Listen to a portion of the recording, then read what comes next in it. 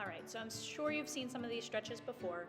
We're gonna start lying down on the ground, drop that leg over. We're gonna get a good twist through your spinal cord here and through those hip flexor, rotator type muscles. You do not have to go the pace that I'm going on any of these. You feel free to pause the video and take as long as you need in each spot and each side. I do go through these a few times. I would recommend, maybe holding 15 to 20 seconds both sides, maybe a little longer if it feels good, and rotating through 2 to 3 times.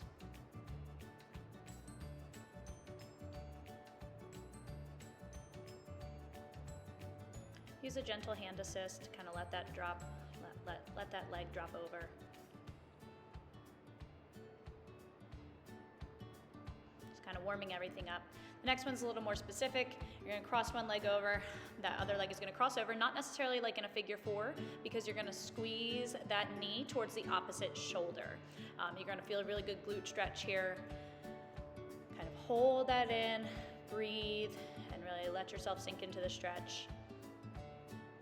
Again, drawing that knee towards the opposite shoulder, not just straight into your gut. It should kind of feel like a nice diagonal stretch right there across the backside. Again, working at your own pace and holding for your own breath.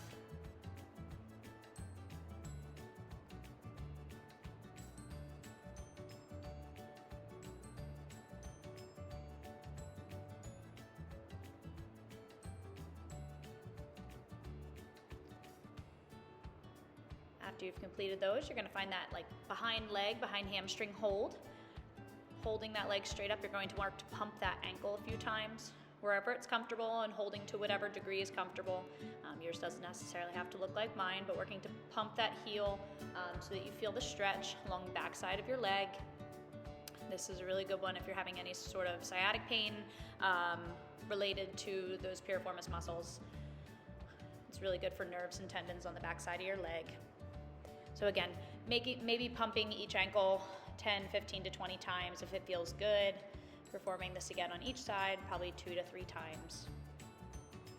I'm sure you know, but always just listening to your body as you go ahead and stretch. If anything seems to be agitating, anything that you're already in pain with, obviously discontinue, but feel it out as you go.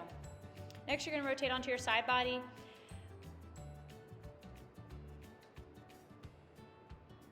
We're going to work here. You're going to specifically, if you're already having some pain, I would do that. Put that hip towards the top. What you're going to do is you're going to with your legs stacked, but then you're going to kind of shift into the front, as I'm doing in the video, so that when you raise that top leg, you're almost going to be raising it and then moving it back towards the corner of the room with your toe pointed slightly down, kind of leading with your heel. You'll feel a stretch kind of along the backside in those gluteus medius and maximus muscles. So again, just lifting and lowering at your own pace if it feels good, but you can kind of make it one whole movement, kind of up and back. So almost your foot's almost traveling on a little bit of a diagonal line. Again, I'd say maybe 10 to 15 reps here on each side.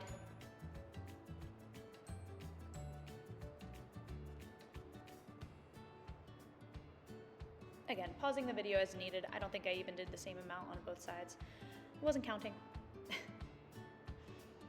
But again, stacking those hips, rotating to the front, leading with that heel. You can kind of see me fix my toe here so that your toes pointed slightly down as you're driving that leg up kind of towards the back corner of the room. The leg should be traveling kind of a diagonal path, feeling that squeeze through your glutes.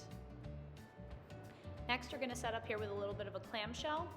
I have seen conflicting things whether this can further agitate sometimes piriformis muscles, but if this is something you have done before and you're comfortable with, always feel free to add this band and kind of work to find that little bit of rotation and strengthening the outside of that hamstring and quad muscle, using the outside of your leg to kind of pull and strengthen through your glutes.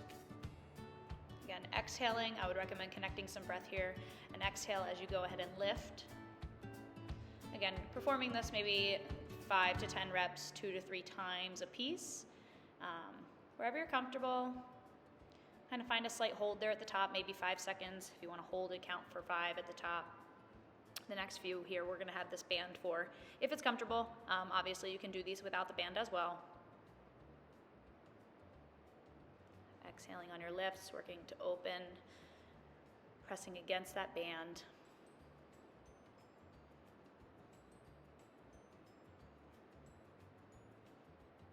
Next, we're going to rotate onto back for some hip bridges here. You'll see these obviously throughout your program a lot as well.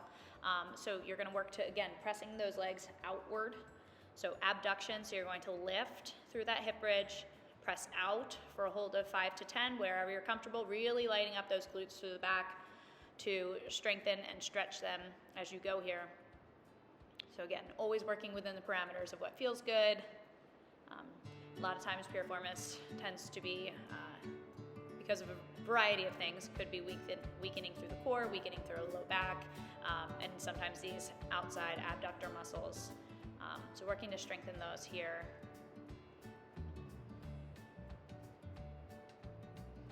Now moving up to our feet, keeping your band on. We're going to find some squats with some abductions. So again, lowering to whatever depth that you are comfortable at for squats, but then working to press those legs apart, holding maybe again a little bit longer than I'm doing here if it feels all right.